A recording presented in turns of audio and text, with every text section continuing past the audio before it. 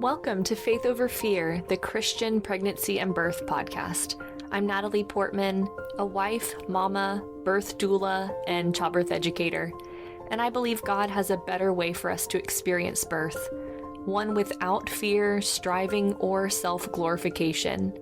If you're ready to stop feeling overwhelmed and instead trust the Lord more deeply in pregnancy, birth, and motherhood, you're in the right place. Here you'll find inspiring birth stories, biblical encouragement, and practical wisdom to help you walk in faith over fear during this beautiful and challenging season. Now let's get started. Welcome back to the podcast. I'm so glad you're here with us today. Today I am thrilled to introduce you to someone really special, Dr. Victoria Adeeb. Victoria is a pelvic floor therapist and the founder of Better Body Rehab in Jacksonville Beach. She specializes in women's health and has such a heart for helping mamas feel confident in their bodies before, during, and after pregnancy.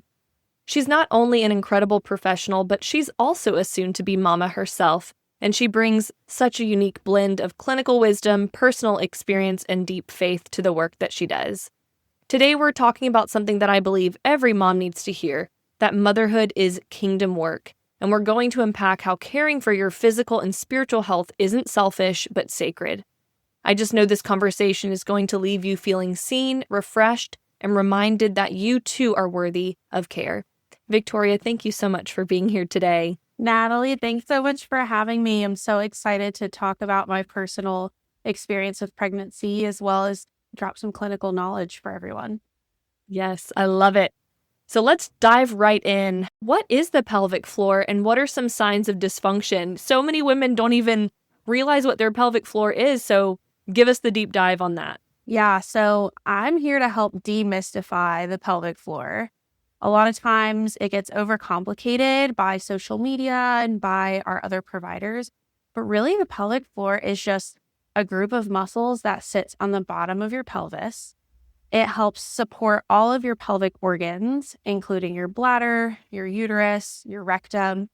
It also plays a huge role in core control and movement, and can also affect things like tailbone pain, pubic bone pain, constipation, leakage, and all of these other common pelvic floor complaints that we hear. It can even be attributed to frequent UTIs and poor breathing patterns. So even things that sometimes we don't realize are connected to our pelvic floor can really be stemming from a pelvic floor issue. They can be both weak or overactive. And a lot of times the advice that we've been given is just do your Kegels. But for some people, that actually might be making their problems worse. So I really love demystifying the pelvic floor for people and helping them know, how do I know if I need strength or lengthening? How do I know if I'm even doing a Kegel properly? How do I know if I'm using my core properly? And that's really what you learn by coming into a session with me, either in person or virtually, is just kind of learning more about your body and how to use it. Yeah, it's so true. I even do a pelvic health assessment form with all of my new clients so that they can just get a sense of what is normal and what is a sign of dysfunction for the pelvic floor. I like to use it as a gauge for whether or not I need to really be informing them of pelvic floor therapists in the area, because it is one of those things that, because it's common, people normalize dysfunction. And you'll even see the commercials where it's like of a new mom and she's holding her baby and she laughs or sneezes and she pees herself. And it's like the commercial is to just wear some pads. And that is absolutely a Band-Aid approach, but that is not actually addressing the issue, which women deserve better than that, than to just put on a pad and just say, that's a part of being a mom, congratulations, because that's not true. Absolutely. And I'm constantly advocating for my clients in that way and letting them know that you may hear that from a provider, unfortunately. You may hear that from an OB or a midwife that like this is normal. And especially during pregnancy, a lot of people think that the cure for your pregnancy symptom is to just give birth. and your pain will go away after the baby comes. Your leakage will go away after the baby comes. Intercourse will get better after the baby comes. And pregnancy is not a time for us to just kind of get through it. You can really be thriving and feeling happy and healthy during pregnancy. Of course, everyone has a different pregnancy experience, but you can absolutely start healing your pelvic floor during pregnancy. Do not have to wait until afterwards. But some signs of dysfunction that people do tend to kind of brush off are those kind of like really common ones like leakage or pelvic pain with intercourse, especially. I hear a lot of, oh yeah, well, I've always had pain with intercourse, or, I'm pregnant, so I don't expect intercourse to be enjoyable right now, when really that's your pelvic floor asking for help. Some other kind of sneaky ones that people don't realize are related to the pelvic floor can be tailbone pain, pubic bone pain, constipation, or even difficulty moving around. So say, for example, you're pregnant, you're having a really hard time getting up out of a low chair. Part of that is because you're heavier, your center of gravity has now moved. Part of it is because you're not properly using your core and your pelvic floor, so you're just having a harder time moving. So you don't have to just succumb to the pregnancy waddle. You can definitely address some of those things during and have a much healthier and painless pregnancy. Yeah, I love that you're giving that encouragement that although you might be experiencing things, you're not stuck in that, and that there's hope for women, that there's a better outcome. And then something I actually am just curious about, because a lot of women do complain of pain during intercourse, but is it possible that like at different times of your cycle or different times in general, you can have pain or like different positions? And what's like the gauge of normal? I get that question a lot, and because that's not my specialty, I'm like, I don't really know how to respond to that. But what would you say to a mom that's like, I don't have pain all the time, but just kind of intermittent, or it just seems like at different times of my cycle, or it's just positional? So I would say if their pain is positional, it's absolutely a pelvic floor issue. It can be either a tight pelvic floor, an overactive pelvic floor, or it can be pelvic organ prolapse that can cause positional discomfort with intercourse. And a lot of times women will kind of not really bring it up because they're like, well, I know what positions work for me and I know what don't work for me. There's two different approaches. There's a compensatory approach, which is when we compensate for what we have. So a compensatory approach would be, hey, avoid this position and do this position because that's a compensation that works for you. The corrective approach is, well, why does this position not work for you? And let's now address what is causing that. So positional discomfort is absolutely a pelvic floor related issue. There's typically not going to be something that's not pelvic floor related unless there's like every once in a while I've met a mom who's had maybe like a laceration or a stitch or something that's more of an obstetric issue instead of a pelvic floor issue. But 99% of the time, positional discomfort has to do with your pelvic floor. As far as different times in your cycle and different times postpartum, our hormonal fluctuations can absolutely affect our ability to enjoy intercourse. They affect our cervical mucus and our cervical discharge, so it can affect your lubrication. I would say if you're having pain at certain times in your cycle, A, make sure you're using lubrication. No shame in it. We should all be using it. And B, if it is consistent or if you're postpartum, you're breastfeeding and you're noticing dryness, tissue changes down there, talk to your provider about potentially an estrogen supplement. There's oral and topical estrogens that can be used to help with our natural lubrication and just kind of our tissue's ability to tolerate friction and intercourse. But yeah, both hormonal and positional discomfort can be treated by pelvic floor therapy. That's so cool. Yeah, I didn't know that. That's really fascinating. So now that you are a soon mama to be, have you noticed a lot of just changes in your own body, and how has that kind of informed the way that you're caring for mamas now that you're going through it yourself? Yes, there has been a lot of changes. This is my first pregnancy and it's been just really beautiful being able to walk alongside these moms through this phase of life. I'm 35 weeks pregnant now, so I'm definitely kind of through the majority of it and have kind of had all of the ups and downs that pregnancy can bring. And it's really just kind of humbled me and kind of allowed me to walk in their shoes. And prior to this, I've always told moms, not speaking from my personal experience, but speaking from the experience of hundreds of women who I've gotten to help.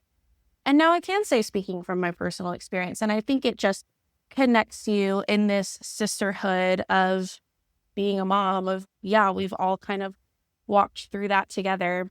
But it's really deepened my respect about what women's bodies can kind of endure, what women's bodies can kind of do during pregnancy, and also has deepened my respect for my body's ability to cue me in what I need. And I think what we need to work on during pregnancy and postpartum is kind of that awareness to take your body's cues when you're receiving them.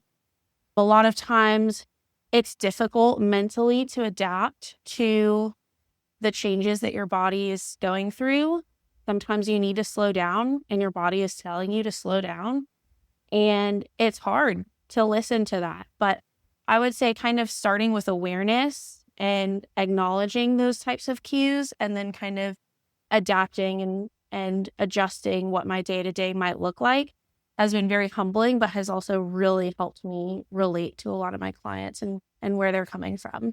It really is a totally different thing once you have actually gone through pregnancy, birth, motherhood. You really do join this group of women where I imagine like you go to war all together, and it just brings you closer together because you've all been through that struggle together. Not to say like all of it is a struggle and everyone struggles with it in the same way or something like that, but yeah, it is really sweet to experience it for yourself, especially that first time where it's like, wow, how have so many other women done this and done this multiple times? Like I remember whenever I was pregnant with Ellie the first time and just thinking, how have they done this? Because I had a ton of pelvic pain, really, really bad pelvic pain, and it just hurt to exist.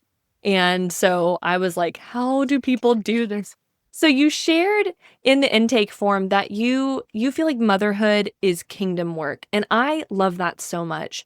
Will you unpack that, what that means to you, and how you've seen God, working that out in your heart and your mind, especially as you're in this season of soon-to-be motherhood? Yes. Oh my goodness. I feel like there's so many layers to that have just, these layers have really been unfolding and coming to me through prayer during this entire pregnancy. Most recently, what I feel that motherhood being kingdom work means to me has been surrender. And you hear this a lot during labor. You hear this a lot during birth. I'm not there yet, have not gone through that yet. But even in this last trimester, like I said earlier, of just accepting your body's cues to slow down, like I feel that I have really had to surrender control in this last trimester of what I'm going to accomplish in a day and trust and accept the fact that God has my plan in his hands and that he's going to get it all done. I know that this last couple weeks for a lot of moms can feel very nerve-wracking. It can feel kind of frantic of, I need to get everything done before the baby gets here. The fact of the matter is, when your baby arrives, as long as you have a car seat to put them in to bring them home, you're going to be fine. And that's kind of what I've been accepting in these last couple weeks. But the other thing that's really been present for me has also been just kind of this daily obedience and really listening to not only my body, but what my family needs from me. So when you have a baby, their schedule is very up and down. When you have a toddler, their schedule is very up and down. And we're not here to put on a performance of, look at me in this awesome, amazing sleep schedule I have my baby on, or look at me in this awesome, amazing feeding schedule that I have my baby on. It's more about just being obedient, showing up, being present for your baby, and listening to their cues. And God put them together perfectly and made them exactly how he intended to make them. And so for us to try to change that is just, I feel that that's not being obedient to God's calling for us as mothers. I believe that his calling for us is to just love and accept this baby exactly how he made them and to show up and be present for them and really do it with all of your heart. And in Colossians 3:23, it says, whatever you do, work at it with all your heart as working for the Lord. And sometimes as moms, we're called to do it all. Be the working mom, be the stay-at-home mom, be the great wife, be the great friend. But God blessed us with this child. So that needs to be something that you do with all your heart. And we do have to balance a lot of different things, but doing it with a heart for the Lord, I think really helps guide us and helps us know when do we need to step back, when do we need to say yes, when do we need to say no, and just kind of surrendering to his plan for that. That is absolute wisdom, Victoria, because we can become the mom we want to be, whatever like label you said, the stay-at-home mom, the working mom, the whatever mom. But those labels that we put on ourselves are second class at best to being the faithful mom that is serving our children as unto the Lord. And it takes a lot of intention to do that because you get really caught up in the day-to-day, the constant list of things, and like it's all mental. Like, okay, now we just did breakfast, so now we got to get this, and then we got to do that. It becomes really easy to forget why you're doing all those things. I actually love whenever I get to read to Ellie before her bedtimes, before nap, and before, bed at night. And we read the Jesus Storybook Bible, which if you've never heard of the Jesus Storybook Bible, please get that or put that on your registry. It is phenomenal. And it gives us an opportunity to just like refocus, or at least for me, it helps me refocus what I'm doing as a mom. And that is to disciple my children. And then we pray. And one thing that I've been praying over her, every time I pray for her is I first thank the Lord for her. And I say, thank you, Lord, for Ellie Grace. And thank you that she is so beautiful and smart and kind and funny. And I list all of these beautiful attributes about my daughter. And she gets to hear it. She gets to hear me delighting in her. But yeah, so then for me, that's my like refocus. Like I get that kind of regrouping 2 times a day where I get to remember why I'm doing all the things that I'm doing. And I'm praying for her salvation and I'm praying for her to know the Lord and all these things because, that's the end goal to all of this is not to look back and think I got my kid to sleep perfectly today and that's what made us have a good day. Or we didn't have any tantrums today, so that's what made it a good day. Or we didn't have this happen, or we did have this happen. And I think we have to remind ourselves constantly of that because we do get lost. Like we lose the forest through the trees kind of a thing. And so thank you for just that wisdom and just praying that the Lord keeps that close to mind for you as you walk through this new season of motherhood. And every moment you're caring for your child, which again is the Lord's work.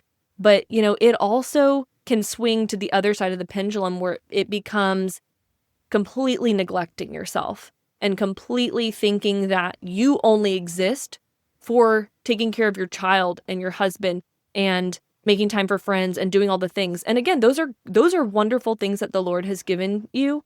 But I, myself personally, and I know a lot of other women that can swing to the other side and we do not take care of ourselves and we feel guilty when we do. I shared on one of the podcast episodes for the mental health stuff where if like I went to go get my nails done or something, I felt so guilty about that. And I'm like, why is it that I feel this way? And I think of course we can be self-indulgent and all the things, but I don't think doing little things for yourself like that is in and of itself selfish. And can you speak a little bit to that? Because I know you're passionate about that, allowing women to understand that self-care isn't being selfish. Yeah, well, I think you kind of touched on it, what you were just saying about praying each day, twice a day, recentering your heart on the Lord and not fixating on, oh, well, we didn't have any tantrums today, so that's what made it a good day. It's about presence over performance. And it's very hard to be present if you're trying to pour from an empty cup. And if you are just stressed out and at your wit's end and your nervous system is not regulated and you're just feeling fried, it's going to be very hard to show up and be present. And for a lot of us who are believers, sometimes our time with the Lord is one of the first things to fall to the wayside.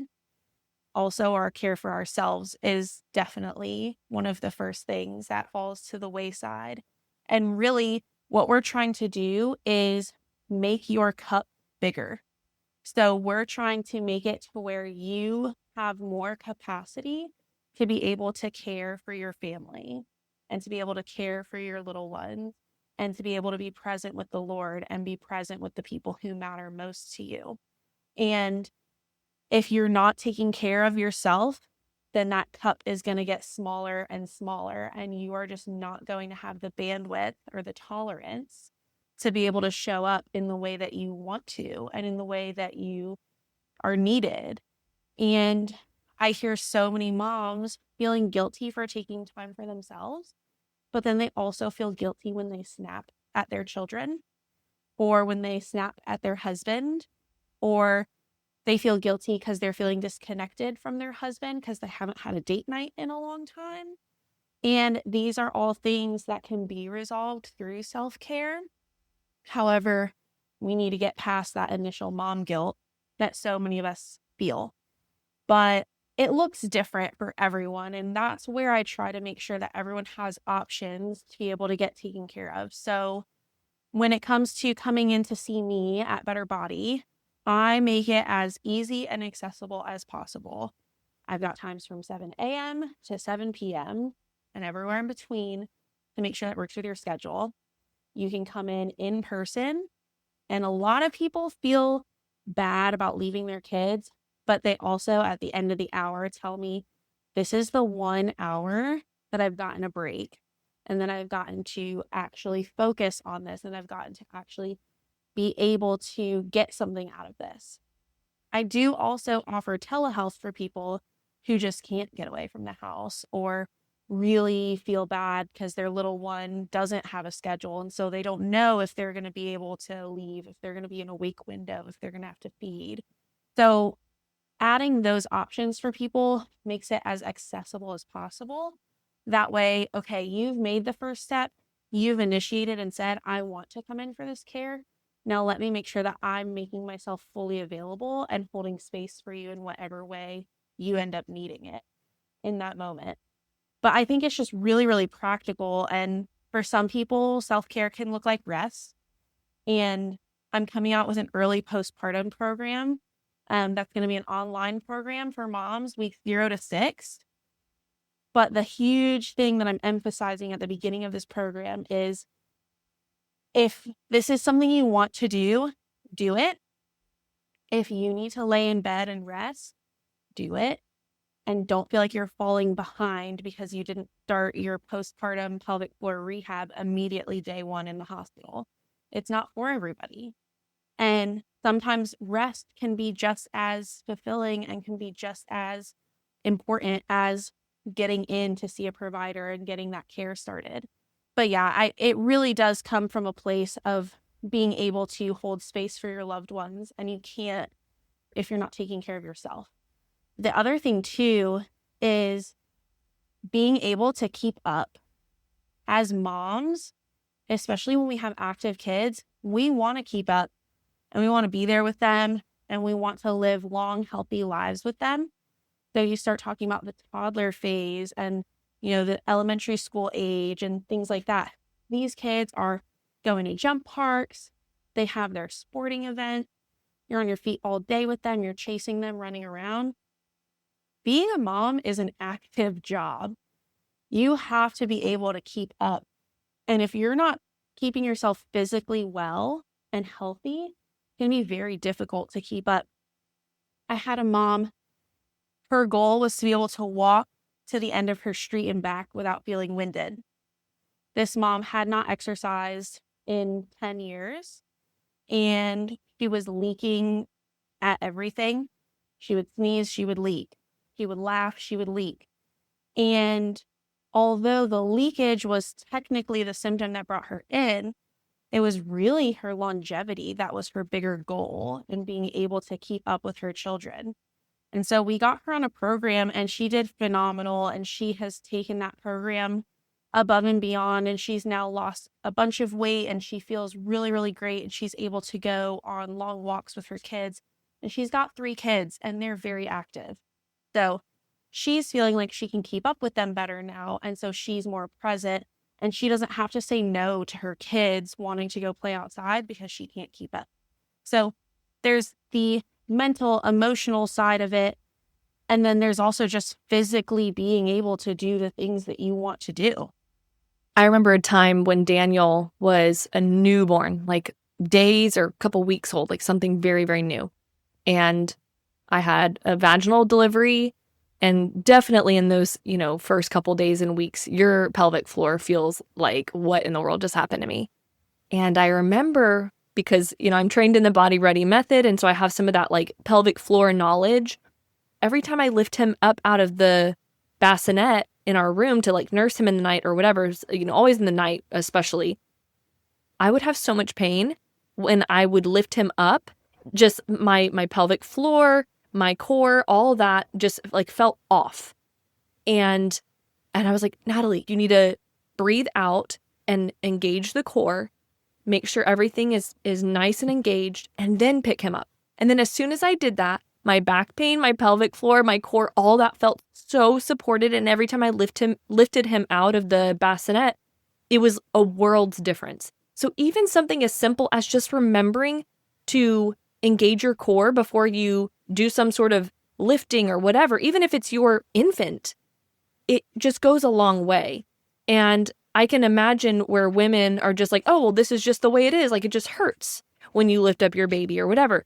If you're a mom, like you're saying, you're chasing your kids around, you're picking them up, you're putting them on the potty, you're putting them in the crib, although they're not crazy feats of strength, it's all throughout the day, the constant need for your body to be functioning properly. And again, not that we deserve it, but that is just us functioning. And so, yeah, to have the opportunity to do a program like what you're describing in those, very, very early postpartum weeks, that is incredible that you're doing that. And can you give a little bit more detail about that? Is that a program that you're going to be running constantly, or is it just a self-paced, like you can purchase the program? Because I know so many women probably are interested in taking something like that. Yes. So I'm really excited to release this program. Essentially, what I envision doing is going through the program myself when I'm 0 to 6 weeks postpartum, kind of talking about it and going through it in real time on social media so that people can see what all it entails. And then at the end of my 6 weeks, once I've completed the program, kind of releasing that. And it's going to be a self-paced program that you can purchase anytime. It's just an online course with video resources. It's going to have PDF guides, follow along videos for doing the exercises and things like that. That way, it's kind of a no-brainer, because the reality is when you get home, you're active, you're doing stuff right away. And I try to encourage my mom, spend the first 5 days resting. Do not try to do too much. But you have 2 kids. And you know how it is, especially when you bring home that second one. Your older one needs you, and you can't just not do anything. However, we do need to find that happy balance. Even if you purchase that program, if you start doing things and things don't feel right and you're having pain, first step is awareness. Be aware that something is not right. If you are experiencing pain, or you are experiencing heaviness or pressure, or you are experiencing excess bleeding, be aware and ask a provider if this is appropriate. This early phase is so important to know, am I doing too much? Am I not doing enough? And that's the difficult part for most people. The other thing that's really important. Even if you purchase this program and you're really excited to get back to it and you want to start connecting to your core again, it's a gentle program. It's early postpartum, but if you need the rest, rest. And even Jesus took time away from his followers to rest and be with the Lord and pray and reflect. And sometimes in postpartum, it's really hard to do that. Your baby needs you and your husband is doing everything he can and your toddler needs you. But if you need the rest and you need to set that boundary and you need to call in reinforcements and you need to call in help, have a friend help, have your partner help, and take the rest when you need it. And even if you've started this program and you're on week 2, if you need a rest for a week, pick back up on week 3. It's okay. You're not falling behind. And just, again, listen to those body cues. It starts with awareness. And then don't be afraid to seek out resources from there, whether it's calling a provider to ask your questions, whether it's an online resource like one of these programs, or even just a resource in your community and in your support system and asking for that help there too. Definitely. And what I hear you saying is it's not a one-size-fits-all approach. And really that's my heart as a doula, because so many moms have an expectation about what their pregnancy will be like, what their birth should be like, what the postpartum phase might be like. And having just grace for yourself in that and understanding that things are probably not going to go exactly the way that you expect them to. And that's to be expected. Like, expect the unexpected. And when things are not the way your sister did it or your best friend had it or whatever, that those things are okay. And even like for me, pregnancy to pregnancy, the postpartum times from Ellie to Daniel were very different for me because I had Ellie to take care of in addition to Daniel when he was born. And so all of those challenges were different for me. But yeah, I totally agree. I mean, obviously I am, in this birth space, but especially like what you're saying in the postpartum time, to just have grace for yourself. If you need that rest, give yourself rest. And I generally will say, in the first 5 days, you want to just be in bed, but that doesn't mean you can't be doing things to help your pelvic floor. And then the next 5 days, you want to be kind of just generally around the bed. And then the next 5 days around the house, so you're slowly kind of easing into your activity because your body not only went through just this crazy physical feat. And so giving yourself grace and knowing that everything is in a season. And if we were to use like a farming analogy, crops don't grow every single day. And we see our bodies as a factory sometimes, where we think, oh, well, I was able to do this yesterday, so I should be able to do this now. And that's really toxic, especially when we're trying to keep up with other women that seemingly look like they're doing all the things, which that's obviously a whole other issue. But yeah, I just love your heart and your approach to this and just the ways that you're serving women. If there's anyone that wants to connect with you, possibly even work with you, and they have questions about their pelvic floor or seeking pelvic floor therapy, how can they get in contact with you? Yes. So I just first wanted to say that I work with all sorts of different women from all sorts of different backgrounds with all sorts of different symptoms, who have all sorts of different birth stories, and even a lot of women who haven't had children. So it's really important to realize that there is a place for you at Better Body Rehab. And if you're not sure if there's a place for you, I would love to just talk with you and just connect. And if there's a different provider who's a better fit for you, I'm happy to send you their way. So if you're unsure at all, if you think you might have a pelvic floor issue, the best way to get in contact with me is via my website, betterbodyrehab.com. There's an online inquiry form, or you can request a virtual discovery call, and that would be hosted by either myself or my other staff therapist, Carly. We both just love hearing women's stories and empowering them to receive the resources and the help that they need.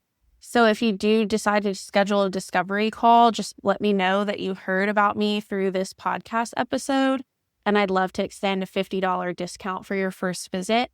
Or even if you just call and schedule, just mention that you heard me on the Faith Over Fear podcast, and I'd love to get you a discount on that first visit. Love it so much. Well, thank you so much, Victoria, for your time and your wisdom. This was such an incredible conversation, and I know it's going to bless so many other women. Thank you so much, Natalie. That's it for today on Faith Over Fear, the Christian Pregnancy and Birth podcast. I hope today's conversation encouraged your heart and equipped you to trust God more deeply in your pregnancy, birth, and motherhood journey. Hey, before you go, I want to gift you with a freebie.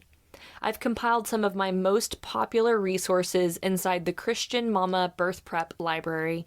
It includes practical birth prep handouts, such as the labor positions cheat sheet, birth preferences checklist, and provider questions guide. You'll also get exclusive discounts and even a worship labor playlist to bring God's peace into your birth space. To get instant access, simply visit faithoverfearbirth.com or click the link in the episode show notes to sign up. You'll receive immediate access to these valuable resources created just for you. If today's episode blessed you, please subscribe, leave a review, and share it with some other mamas who could use this encouragement. Your support helps more women find this podcast and embrace faith-filled birth and motherhood. Let's keep choosing faith over fear. Bye-bye for now.